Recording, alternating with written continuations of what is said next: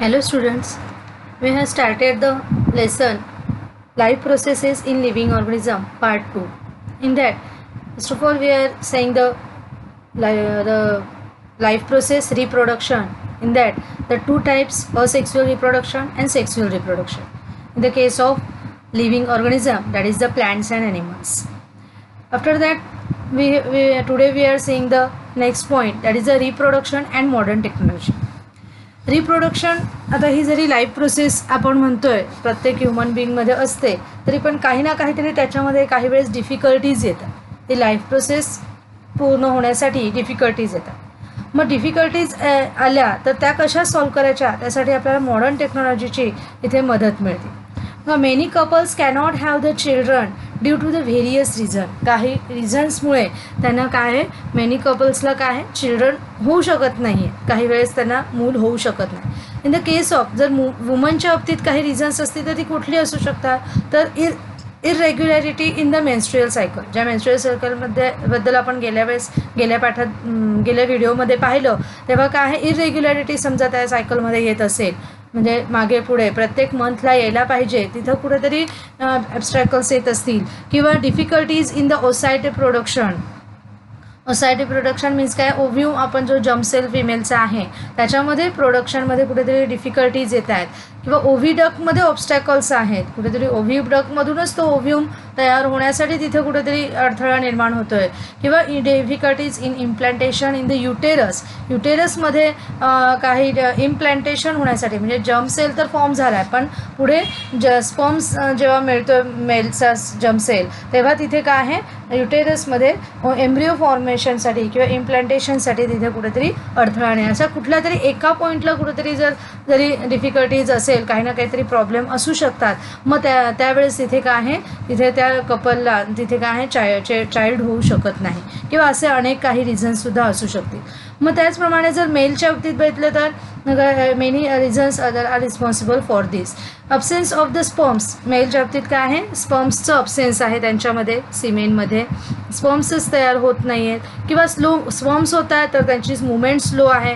ज्या ग्लँड्स तिथं हार्मोनचं सिक्रेशन होत असतं तिथे कुठेतरी प्रॉब्लेम झालेला आहे. Anomalies in the sperms are the reasons, किंवा स्पर्म्समध्ये ॲनॅमोलीज आहेत, काहीतरी अडथळा निर्माण झालेला आहे, are the reasons in the case of males.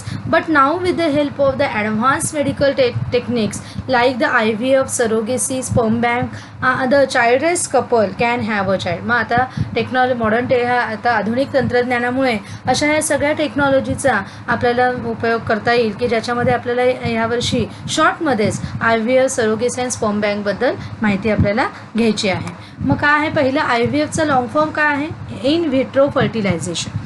In this technique, fertilization is brought about in the test tube. Test ट्यूबमध्ये हे फर्टिलायझेशन ब्रॉट अबाउट होतं. The embryo form is implanted. त्याच्यामध्ये एम्ब्रिओ फॉर्म होतो आहे इन द युटेरस आणि तो implant कुठे केला जातो आहे, युटेरसमध्ये होतो. Woman at the appropriate time, योग्य त्या वेळेत.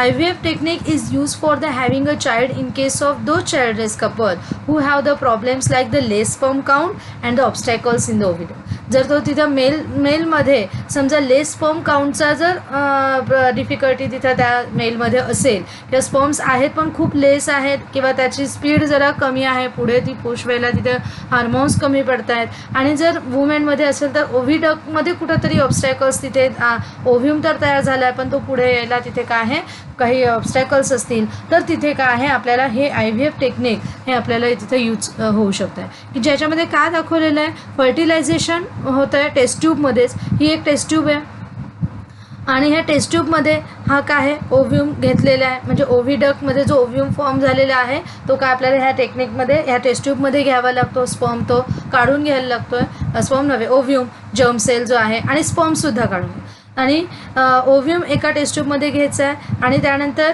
ह्या मायक्रोपिपेट आहे, ही पूर्ण काय आहे, मायक्रोपिपेट आहे. ह्या मायक्रोपिपेटमध्ये ह्याद्वारे इथे ही पिपेटची छोटीशी दिसते आहे, त्याद्वारे आपल्याला स्पर्म हा त्याच्यामध्ये इंट्रोड्यूस होतो. Sperm being introduce through the micropipette. ह्या मायक्रोपिपेटमधून इकडे काय स्पर्म काय आहे, शिफ्ट केला जातो आणि त्यामुळे तिथे काय आहे हळूहळू फर्टिलाइज झायगोटची फॉर्मेशन तिथे व्हायला सुरुवात होणार आणि इथे जेव्हा मग तिथे प्रॉपरली स्पर्म आणि ओव्ह्यूमचं काय आहे एकत्रीकरण झालेलं असेल, जेव्हा ते एकत्रित आलेत आणि मग आता झायगोट फॉर्म व्हायला लागला आहे तेव्हा त्या ॲप्रोप्रिएट टायमालाच मग जी वुमेन आहे, ज्या वुमेनचा तो ओव्ह्यूम घेतलेला असतो जर्मसेल, त्या ओव्ह्यूमच्या युटेरसमध्ये त्या ह्या टेक्निकद्वारे काय आहे पुन्हा तो इम्प्लॅन्ट केला जातो एम्ब्रिओ. हा काय आहे एम्ब्रिओ तयार झाला की तो इम्प्लॅन्ट केला जातो आणि मग त्याच्यातच तिथं त्याची ग्रोथ अँड डेव्हलपमेंट मात्र त्या वुमनच्या पोटातच आपल्याला झालेली दिसून येते. नंतर मग त्याचं म्हणजे इथं हा छोटासा प्रॉब्लेम होता, म्हणजे त्यांच्याकडे स्पर्म्स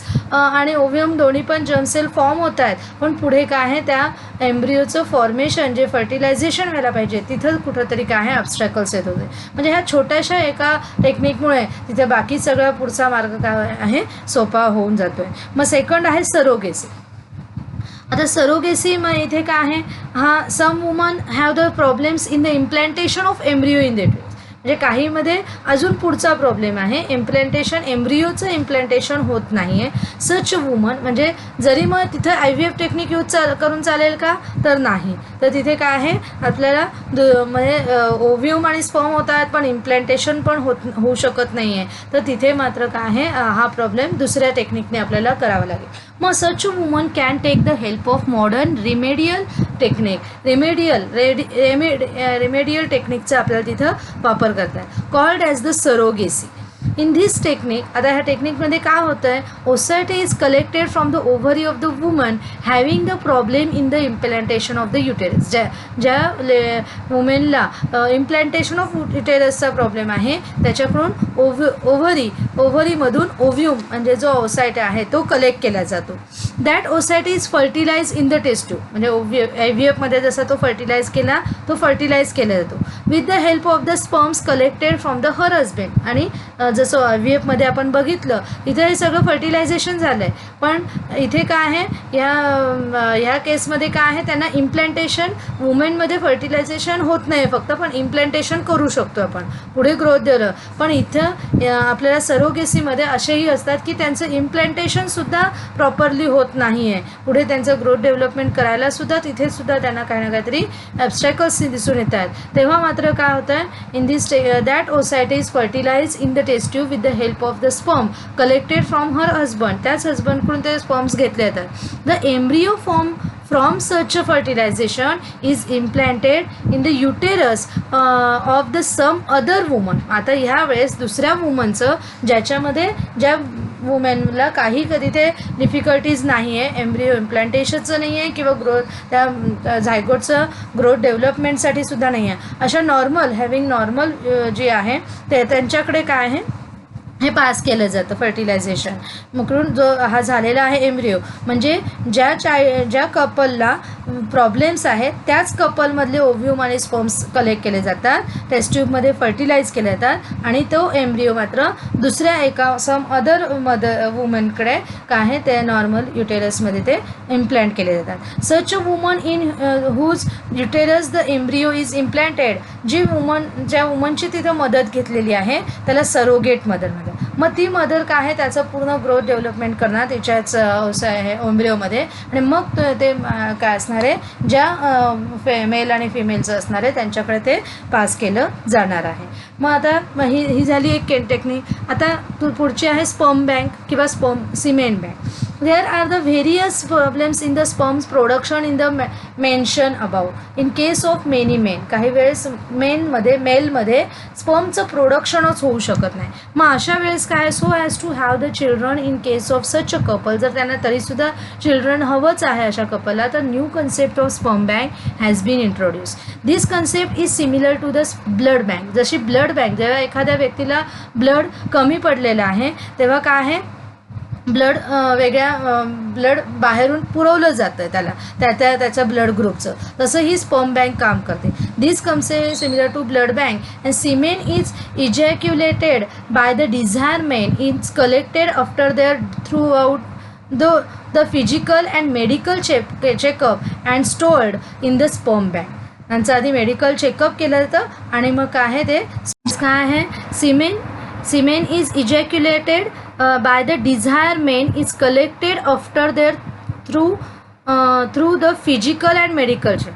आधी त्यांचं फिजिकल मेडिकल चेकअप पूर्ण केलं जातं आहे आणि स्टोर्ड स्पर्म बँककडून त्यांना तिथे त्यांना जे प्रॉपर होणार आहे, ॲडजस्ट होणार आहे, मॅच होणार आहे ते स्पर्म त्यांना पास केलं जातं. As per the wish of the needful people, oocyte of the woman of the concern couple is fertilized by the IVF technique using the semen from the sperm bank. Resultant embryo is implanted in the uterus of the same woman. Name of the semen donor is strictly kept secret as per the law. पण त्या तिथे donor जो असणार आहे स्पर्मचा तो मात्र काय पूर्णपणे सिक्रेट ठेवला जातो. त्याचं नाव कुठेही लीक केल्या जात नाही. अशा प्रकारे ही स्पर्म बँक आहे. त्यानंतर आपण बघणार आहोत पुढची कन्सेप्ट, म्हणजे ह्या 3 टेक्नॉलॉजी आपण मॉडर्न टेक्नॉलॉजीमध्ये पाहिल्या. आता पुढचं आहे twins. 2 embryos develop simultaneously in the same uterus and thus 2 offsprings are delivered simultaneously. काही वेळेस काही मदर्समध्ये 2 embryos डेव्हलप होतात सायमल्टेनियस ॲट अ टाईम एकाच वेळेस. त्याच्यामुळे 2 ऑफस्प्रिंग्स ॲट अ टाईम तिथे त्याच्याकडून डिलिव्हर केल्या जातात. Such offsprings are called as the twins. Many couples have the twins. There are 2 main types of the twins, as the monozygotic twins and the dizygotic twins. काहींचं Monoj आहे म्हणजे अगदी तंतोतंत mono म्हणजे सारखेच असतात दोन्ही पण झायकोट दिसायला, किंवा सारख्या आपण म्हणू शकतो सेक्सचे असतात की मे बी ते दोन्ही पण बॉईज असतील दोन्ही पण गर्ल्स असतील. तर काही वेळेस डायझायगोटिक ट्विन्स असतात. म्हणजेच बघा, monozygotic twins are the form from the single embryo during the early period of the embryonic development within the 8 days of the zygote formation. Cells of that embryo divide into the 2 groups. त्यांचे cells मात्र 2 ग्रुप्समध्ये divide होतात. Those 2 groups develop as 2 separate embryos. ते दोन्ही groups काय आहेत develop केले जातात 2 सेपरेट एम्ब्रियोजमध्ये. अँड दस द एकाच वुमनमध्ये पण 2 एम्ब्रियोज तिथे तयार होतात. Thus the monozygotic twins are form. Such twins are genetically exactly similar to each other. Genetically सुद्धा ते काय आहे सिमिलर, म्हणजेच काय बॉईज असतील किंवा girls. Due to this such twins are exactly similar in their appearance also. त्यांच्या दिसण्यामध्ये सुद्धा. Their gender is also same. Gender is also सेक्ससुद्धा सेम आहे. That is both will be either boys or either girls. In case of the monozygotic twins, if the embryonic cells are divided into 2 groups 8 days after the zygote formation, there is a high possibility of formation of the joint twins, that is the Siamese twins. Such twins are born with the some part of the body joined to each other. Some organs are common in such twins. काही वेळेस असंही होऊ शकतं जर ते मोनोझायगोटिक असतील तर ते काही 8 डेज नंतर ते काही जॉईंट पण फॉर्ममध्ये असतात. मग occasionally 2 oocytes are release from the ovary of the woman and both oocytes are fertilized by the 2 separate sperms and thus the 2 zygotes are form. मग अशा वेळेस तिथे जर हे केलं काय म्हणतात त्याला सोनोग्राफीमध्ये हे दिसून आलं तर लगेचच तिथल्या तिथे त्याच्यावर आपल्याला काय त्यांच्यावर टेस्ट ट्यूबच्या ह्याच्या साह्याने त्यांना वेगवेगळं सेपरेटली फर्टिलाइज करता येऊ शकतं. 2 embryos are form from those 2 zygotes and both of these embryos are separately implanted in the uterus and thus the dizygotic twins are delivered after complete development. Such twins are genetically different and may be same of the different by gender. लक्षात आहे म्हणजे काय आहे काही वेळेस डायझायगोटिकमध्ये काय आहे twins हे जेनेटिकली पण डिफरंट असू शकतात आणि वेगवेगळ्या जेंडरचे पण असू शकतात. म्हणजे एक बॉय एक गर्ल असंही आपल्याला तिथे दिसून येऊ शकतात. अशी आपल्याला ट्विन्सबद्दल थोडक्यात माहिती दिलेली यावर्षी एवढीच माहिती दिली. अजून आपण भरपूर आहे ह्याच्यामध्ये. आता आपण इंटरनेटमध्ये सुद्धा त्याची माहिती मिळवू शकतो आहे. त्यानंतर आहे next point is the reproductive health. मग आता हे सगळं करत असताना रिप्रोडक्शन ही प्रोसेस आपल्या लाईफ प्रोसेसमधली एक प्रोसेस जरी असली तरी पण त्याच्यामध्ये आपली हेल्थ मेंटेन ठेवणं ही अतिशय महत्त्वाची गोष्ट आहे. मग person state of the being physical, mental and social strongness is called as the health. हेल्थला आपण असे डिफाईन करू शकतो, कोणत्याही पर्सनची फिजिकली म्हणजे बाहेरून आपण दिसतोय, फिजिकली, मेंटली मानसिकता आणि सोशल स्ट्रॉंगनेस, आपल्या आजूबाजूचं वातावरण हे स्ट्रॉंग असेल, व्यवस्थित त्याला आपण म्हणू शकतो पॉझिटिव्ह असेल, तर तिथं त्या माणसाची, त्या पर्सनची हेल्थ ही प्रॉपर असणार आहे. In our country there seems to be lack of awareness regarding the reproductive health. आपल्या कंट्रीमध्ये बघायला गेलो तर अवेअरनेसचं खूपच लॅक ऑफ अवेअरनेस आहे रिप्रोडक्टिव्ह हेल्थच्या बाबतीत, due to the various reasons like the social customs, traditions, illiteracy, shyness etcetera. कुठेतरी लाज वाटते ह्याच्यामार्फत, कुठेतरी निरक्षरता कुठेतरी आहे, काही काही वेळेस ट्रॅडिशनल परंपरेनुसार असंच चालत आलं म्हणून असं कुठेतरी ह्या काही छोट्या छोट्या गोष्टींमुळे रिप्रोडक्टिव्ह हेल्थ जी आहे, म्हणजे जी मदरची रिप्रोडक्टिव्ह हेल्थ ठेवायला हवी, आपल्याला आरोग्य ठेवायला हवे, त्या बाबतीत थोडंसं आपल्या कंट्रीमध्ये थोडंसं जागरूकीकरण जास्त अजून होणं आवश्यक आहे, ते थोडंसं कमी प्रमाणात आहे. Especially there seems to be indifference towards the reproductive health of the woman. त्यावेळेस इथं जास्तीत जास्त इतर वेळेसच्या हेल्थपेक्षा रिप्रोडक्टिव्ह हेल्थ जी चालू असते, 9 महिने जे काही त्याची ग्रोथ अँड डेव्हलपमेंट होणार असते, त्यावेळेस तिथे आपल्याला जास्त लक्ष देणं आवश्यक आहे. Occurrence of the menstrual cycle is related with the reproductive and overall health of the woman.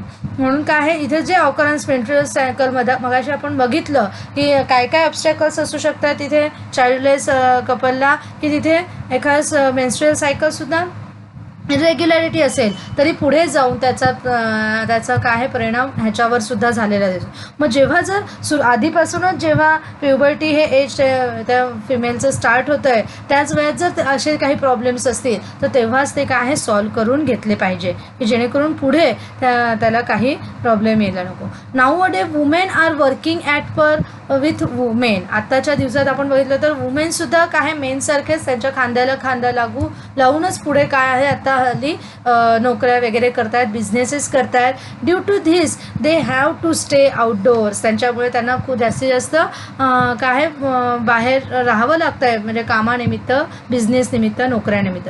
Bleeding occurs during the menstrual cycle and due to this private organs that is the genetical needs to be maintain clean time to time. मग त्यांना पूर्णच्या पूर्ण दिवस जेव्हा बाहेर राहायला लागतं आणि ब्लिडिंग जेव्हा मेन्स्ट्रुअल सायकल हा पिरियड त्यांचा चालू असेल तर त्यावेळेस ह्या प्रायव्हेट ऑर्गन्सचं त्यांना काय आहे क्लीन ठेवणं, क्लीन मेंटेन करणं, क्लीनलीनेस मेंटेन करणं हे वेळच्या वेळ आवश्यक आहे. Otherwise the problems regarding the reproductive health may arise. मग त्यावेळेस जर तिथं क्लीनलीनेस ठेवला नाही तर तिथं काय आहे असे प्रॉब्लेम्स येऊ शकतात. Some problems regarding the reproductive health may arise in the men too. अशा वेळेस काही वेळेस रिप्रोडक्टिव्ह हेल्थ हे मेन्सकडे सुद्धा असू शकतात. It is essential to maintain the cleanliness of their genitals. त्यांच्यामध्ये मेन्समध्ये सुद्धा जे काही जेनेटिकल तो ऑर्गन आहे त्या ऑर्गनचं सुद्धा त्यांनी काय प्रॉपर हेल्थ ठेवणं आवश्यक आहे, ते त्याची काळजी घेणं आवश्यक आहे. Among the various sexual diseases syphilis and gonorrhoea occur on the large scale. काही वेळेस ह्या व्हेरियस सेक्शुअल डिसीजेससुद्धा त्याच्यातून स्प्रेड होत असतात, सायफिल्स, गोनोरियासारखे. Both of this diseases are cause by the bacteria. पण दोन्ही पण काय आहे बॅक्टेरियाज कुठून येतात आणि अनक्लीनलीनेस म्हणजे डर्टीनेसमधूनच हे बॅक्टेरिया जास्त जास्त स्प्रेड होत असतात. Occurrence of the chancre that is the patches or on the various parts of the body and including the genitals, rashes, fever, inflammation of the joints मध्ये सारख्या संधिवात असं दुखणं होतं आहे, alopecia etcetera are the symptoms of the सायफिल.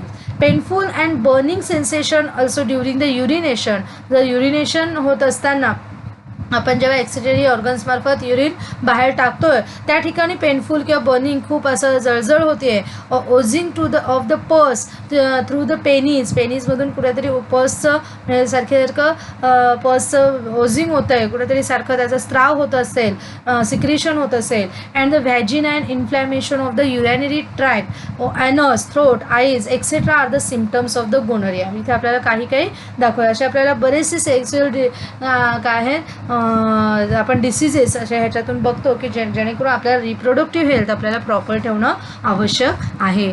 आता मग आपल्याला आणखीन एक लक्षात घ्यायचं आहे, त्याचबरोबर पॉप्युलेशन एक्सप्लोजन. जे रिप्रोडक्शन जरी हे नेक्स्ट पॉईंट आपण पाहतोय पॉप्युलेशन एक्सप्लोजन. पॉप्युलेशन एक्सप्लोजन ही सुद्धा आपल्याला एक ह्या वेळेस लक्षात घेणं आवश्यक आहे, कारण reproduction is a life process in human being. Life process असली तरी पण ती how many times you have to process ती किती वेळेस करायची आहे हे आपल्यावर डिपेंड्स. कारण आपण हा विचार करण्याची आता वेळ आलेली आहे. का बरं? कारण excessive growth of the population within the short duration is called as the population explosion. You may have realized